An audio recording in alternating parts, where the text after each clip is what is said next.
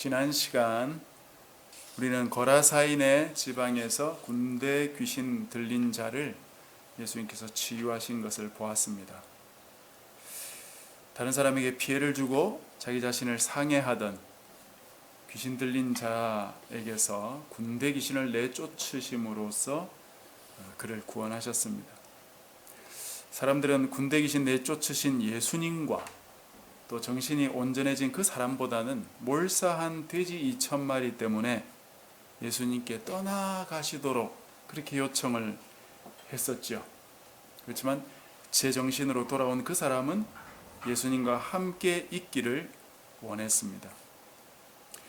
오늘날 귀신 들린 이 세상에 살면서 우리가 세상을 따라서는 안 된다 하신 뜻을 다시금 깨닫게 되었습니다.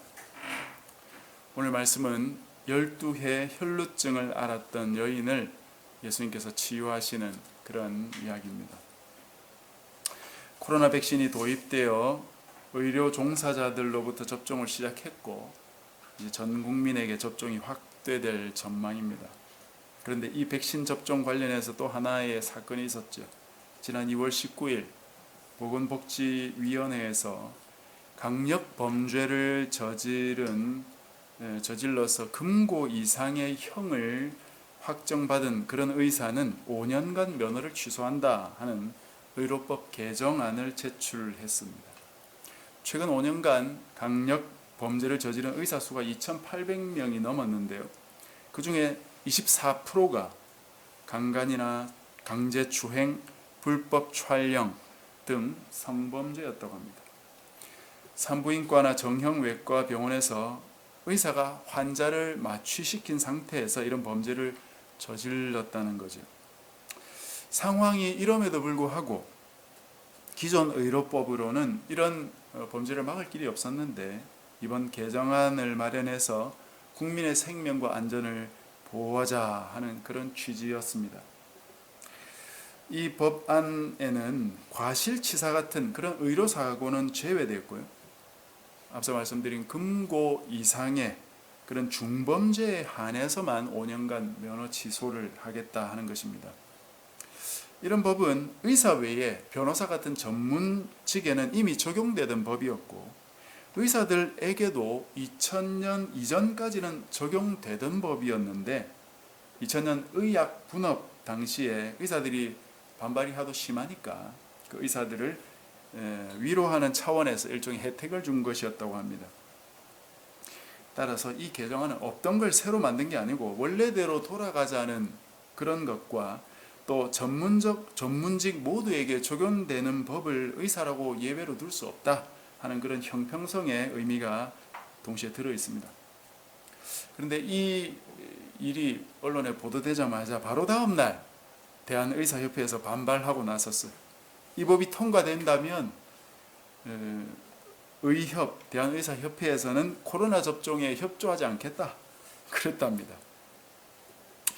그 소식을 들은 한의사협회에서 자신들이 대신 협조하겠다 그렇게 나오기도 했습니다. 물론 법을 조금 자세히 들여다보면 과잉법 논란이 있을 수도 있겠지만 그것 때문에 백신 접종을 우리는 응하지 못하겠다 하는 건 참으로 긁어 부스럼을 만드는 일이 아니었나 싶습니다. 국민의 입장에선 자신들의 특혜를 위해서 국민의 생명을 볼모로 잡는 것밖에 안 보이죠. 어쨌든 이 법은 현재 의사들의 반대로 법사위에 계류 중에 있습니다. 유튜브 세상이 되면서 유튜버들 중에도 의사들이 꽤 많습니다. 그 중에 장사하려는 그런 의사들도 보이지만 또 다른 부류들의 의사들은 기존의 의사들이 해왔던 나쁜 행습, 환자들을 단지 돈벌이로만 그렇게 보던 그런 의료 행위를 고발하는 그런 의사들도 많습니다. 특히 치과 쪽에 그런 의사들이 있는데요. 한 치과의사 유튜버는 충치 치료 자체를 굳이 할 필요가 없다. 충치는 양치만 잘해도 되고 간식만 안 먹어도 된다. 그러면 시간이 지나면 저절로 좋아지는 경우가 참 많다는 것이죠. 어쨌든 이런 의사들이 옛날이나 지금이나 별 차이가 없는가 봅니다. 오늘 본문에도 그런 의사들이 등장하거든요. 오늘 본문을 조금 한번 같이 살펴봅시다. 12회를 혈루증으로 알아온 그 여인이 있었는데, 혈루증은 하혈이 멈추지 않는 병이거든요. 쉽게 말하면 생리혈이 계속해서 되는 병입니다. 그것도 12년 동안 말입니다. 레위기 15장에는 이 병에 대해서 기록하고 있는데요. 내용만 말씀드리면 여인들은 한 달에 한 번 생리를 할 때마다 부정해진다고 했습니다.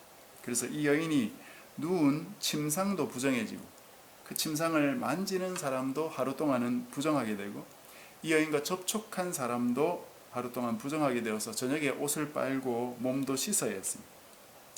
그런데 이 유출이 그 기간이 아닌데도 계속된다면 이 여인의 부정함은 더해져서 유출이 그치더라도 그 뒤로 7일 동안 더 부정한 기간으로 지내야 되었다는 것이 얼마나 불편하고 또 얼마나 부끄럽고 또 건강도 얼마나 상했겠습니까?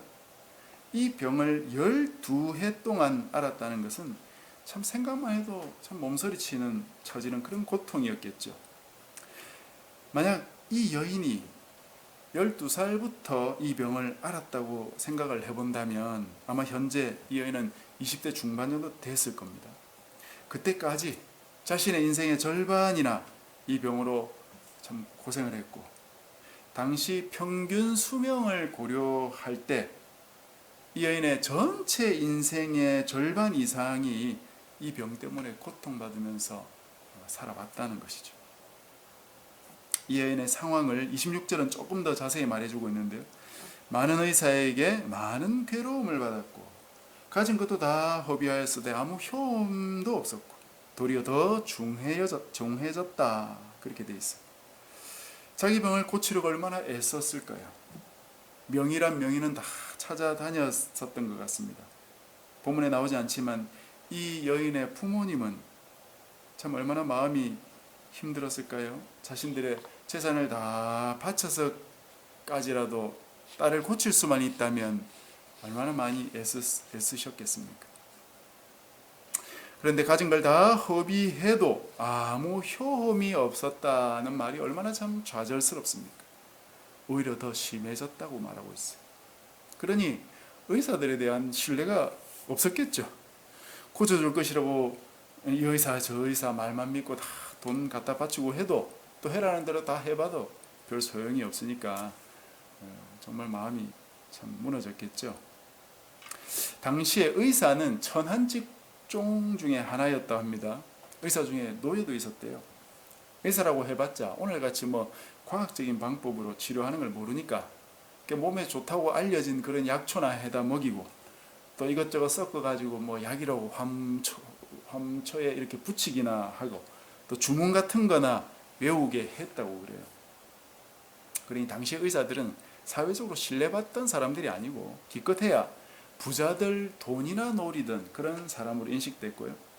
또 돈 없는 사람들은 또 치료하기를 거부해 왔기 때문에 이들이 그냥 도둑과 같은 그런 직업군으로 분류되기도 했답니다. 탈무드에도 의사들을 경시하면서 환자들을 안심시켜서 하나님을 찾지 못한다고 그렇게 비판을 하고 있습니다. 이 여인은 이제 아무데도 의지할 곳이 없는 거죠. 그런데 어쩌다가 예수님에 대한 소문을 들었나 봅니다. 예수님이 귀신도 내쫓으시고 못 고치시는 병이 없다 그런 소문도 들었을 것이고 죽은 자도 살려내셨다 그런 소문도 들었겠죠. 뿐만 아니라 예수님이 자기 동네 가까이 온다는 그런 소문도 들었던 것 같습니다. 이 소문을 듣고 여인은 내가 예수님을 만나봐야 되겠다 그렇게 결심을 했겠죠. 28절에 그녀의 생각이 나옵니다. 내가 그의 옷에만 손을 대어도 구원을 받으리라. 누구에게 무슨 소리를 들었기에 이 여인이 이렇게까지 생각을 하게 되었을까요? 어쨌든 이 여인은 과감한 결단을 한 것이에요. 아마 이 여인을 알고 있는 사람들이라면 이 여인이 이렇게 사람들이 많이 모인 자리에 나오는 것을 비난했을 수도 있습니다. 부정한 여인이기 때문이죠. 자신만 부정하면 되는데 이 많은 사람들이 있는 자리에 나온다는 건 접촉의 위험도 있고, 그러면 접촉하는 사람마다 다 부정하게 만들 그런 여인이다 이거예요. 그래서 이 여인은 사회적으로 고립된 채 외로이 사실은 살아갈 수밖에 없는 그런 상황이거든요. 그런 그 수많은 세월 이 여인의 기도는 무엇이었겠어요? 하나님, 저 언제까지 이렇게 살아야 됩니까? 고쳐주십시오. 그런 기도였겠죠. 어쨌든 이 여인은 예수님에 대한 소문을 듣고 공동체 밖에 살다가 용기를 내어서 예수님이 지나가시는 그 길까지 왔던 것 같습니다. 무리 가운데 끼어서 예수님 뒤쪽으로 와서 예수님의 옷가를 만졌다 했습니다. 우리 번역에는 그냥 손을 대었다고 나오지만 이 단어의 뜻 안에는 손으로 꽉 붙잡았다는 뜻이 있어요. 마태복음, 누가복음에 보면 이 여인이 예수님의 겉옷가를 만졌다 했는데, 유대인들의 겉옷가에는 술이라는 것이 달려 있습니다. 마시는 술이 아니고 띠나 옷이나 커튼 같은 데 보면 그 색실로 장신용으로 이렇게 둥그렇게 만들어 놓은 거 있잖아요. 그게 술입니다. 민수기 15장 38절 부분에 보면, 제가 그 주보에 인쇄해 두었는데요, 하나님께서 이 술을 옷가에 달아서 그걸 볼 때마다 하나님의 계명을 기억하고 준행하도록 해라, 그렇게 말씀하셨어요. 그러니까 꼭 성전에 안 가더라도 유대인들은 옷만 봐도, 옷에 달려있는 그 술만 봐도, 내가 하나님을 기억하고 하나님의 계명을 순종해야지. 그런 장치들이 사실은 유대인들에게 굉장히 많아요. 집 밖에도 있잖아요, 그죠? 그런 걸 만들어 놓았던 겁니다. 이 여인이 그 부분을 손으로 꼭 쥐었던 것이에요. 이 여인이 어떤 생각으로 그렇게 지었을까요? 얼마나 간절히 하나님의 은혜를 사모하면서 그렇게 지었을까 하는 생각을 해볼 수 있습니다. 그런데 그때 놀라운 일이 벌어지게 된 거죠. 혈루증이 그냥 치유돼 버린 것이에요. 29절을 보십시오. 이에 그의 혈루 근원이 곧 마름에 병이 나은 줄을 몸에 깨달으니라. 이게 무슨 말씀이겠습니까? 예수님의 옷가를 만지기 바로 직전까지도 이 여인의 몸에서는 하혈이 있었다는 거죠. 그런데 예수님 옷가를 만지자마자 그 즉시 혈루 근원이 말라버렸고 하혈이 멈추었다는 걸 여인이 직감했다. 엄청난 일이 벌어진 거죠. 의사, 저 의사, 돈 다 갖다 주면서도 못 고치던 병을 예수님의 옷가를 만지는 그 행위 하나로 고침받게 된다는 것이죠. 자, 이 여인이 어떻게 치유를 받게 됐습니까? 이게 바로 오늘의 주제, 예수님의 옷가를 만짐으로써 치유받았다고 했습니다. 이 여인이 예수님의 옷가를 만진 이유는 뭡니까? 그렇게만 해도 자신이 나을 것이라고 믿었던 거죠. 왜냐? 예수님은 치유의 능력이 있으신 분이라고 하니까. 예수님은 불치병도 치료하시고 죽은 사람도 살리시는 엄청난 능력이 있는 분이니까 그 옷가만 만져도 내가 치유되지 않겠나, 그런 생각을 했던 것입니다. 그래서 옷가를 만졌던 거예요. 그런데 그 뒤에 예수님이 이 여인을 찾으셨죠. 그때 제자들이, 예수님 이렇게 많은 사람들이 밀고 있는데 예수님 옷가를 만진 사람이 누군지 어떻게 알겠습니까? 그렇게 여쭈었어요. 근데 예수님이 이 여인을 찾으셨어요. 왜 찾으셨을까요? 이 여인의 그 머릿속으로 다시 한번 들어가 봅시다. 이 여인이 어떤 생각을 했을까요? 역시 예수님 능력 있으시구나. 예수님의 옷만 만져도 낫는구나. 그런데 이렇게 그냥 넘어가 버리면 그 뒤에 이 여인이 어떤 여인이 될까요? 예수님 옷가만 잡아도 된다. 예수님 옷가만 붙잡으십시오. 내가 그렇게 해본 장본인입니다. 몇 날 며칠 날 어디서 예수님을 만나서 내가 그분의 옷가를 만졌는데 12년 동안 있던 내 혈루증이 나아버렸어요. 할렐루야. 그러고 다니겠지. 그리고 그 전까지 자신이 병을 낫게 해달라고 오랫동안 기도했다면 예수님이 내 그 기도에 응답해 주셨다. 그러니까 이렇게 기도하라, 저렇게 기도해라. 그렇게 기도해서 안 된다, 더 간절히 기도해라. 그렇게 할지도 모르겠습니다. 어쩌면 나는 됐는데 왜 당신은 안 되냐, 그러면서 믿음이 부족하다고 그렇게 이야기할 수도 있겠죠. 만약 그런 여인이 됐다면 얼마나 참 꼴보기 싫은 여인이 됐을까요? 또 이럴지도 몰라요. 예수님 믿으면 병 낫는다, 다 나와라, 예수님께 나와라 하면서 기도회를 한번 만들지 않을까요? 예수님 옷가 기도회, 주제가는 손 내밀어 옷가 만져라.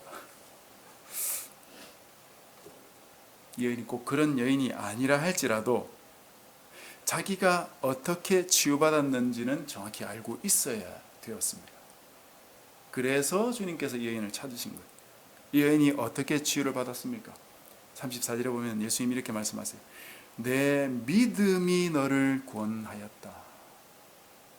이 여인은 믿음으로 치유받은 것이지 손 내밀어서 옷가를 만져서 치유된 게 아니다 하는 것입니다. 이 믿음에 대해서 조금만 더 생각을 해봅시다. 성경에 보면 특이한 치료 방법들이 많이 나오죠. 특이한 기적의 방법들이 많이 나옵니다. 기적을 일으키는 다양한 방법들이 성경에 나와요. 모세 때도 독사에 물린 자들이 어떻게 나왔습니까? 노뱀을 쳐다보는 것만으로도 해독이 됐죠. 놀라운 기적의 방법이에요. 보기만 해도 된 거예요. 또 바위를 때려라 해서 바위를 때리는 그 행위만으로 바위에서 물이 터져 나왔어요. 엘리야 때는 진짜 놀라운 기적이 많았죠. 엘리야가 죽은 사르밧 과부의 아들을 살릴 때 어떻게 했습니까? 그 아이 위에 올라가가지고 그 아이의 몸에 맞게 자기 몸을 쫙 펴는 의식을 해가지고 아이를 살려냈어요. 엘리야의 제자 엘리사도 그 수넴 여인의 아들을 살릴 때 또 굉장히 비슷하게 합니다. 그 아이 위에 올라가가지고 눈, 코, 입 딱 이렇게 맞추고 또 내려와가지고 이리저리 뭐 왔다 갔다 하다가 또 그렇게 하고 그러면서 아이를 살려내거든요. 아주 특이한 의식을 그렇게 한다고요. 예수님도 그러신 적이 있습니다. 나면서 맹인되었던 사람에게 진흙에다가 침 뱉어가지고 그 진흙을 눈에 발라가지고 실로암 못 가서 씻어라, 그렇게 말씀하세요. 그냥 낫게도 해주시면 되는데 그 특이한 의식을 예수님이 한다고요. 사도행전도 보면 정말 이상한 치료 방법들 많이 나와요. 베드로가 길을 갈 때 환자들이 베드로의 그림자에 이렇게 덮일까 하면서 그 그림자를 따라다녔거든요. 그렇게도 치료되었다는 것이에요. 바울도 역시 바울 몸 위에 덮었던 뭐 손수건이나 그런 앞치마 같은 걸 가져다가 환자 위에 두면은 병도 고침받고 귀신도 떠나가는 그런 일이 있었다고 성경에 기록되어 있습니다. 도대체 어떻게 이런 특이한 일들이 벌어질까? 이 모든 기적들이 어떻게 일어난 것입니까? 믿음으로 일어난 겁니까? 아니면 어떤 특이한 방법으로 일어난 겁니까? 예수님께서 이 여인에게 내 믿음이 너를 구원하였다 하는 말씀을 왜 하셨어요? 가만히 두면 이상한 신앙을 가질 수 있는 거죠. 아, 그걸 붙잡으니까 낫더라. 아, 노뱀 쳐다보니까 낫더라고. 노뱀 만들자. 반석을 치니까 어떻게 됐다.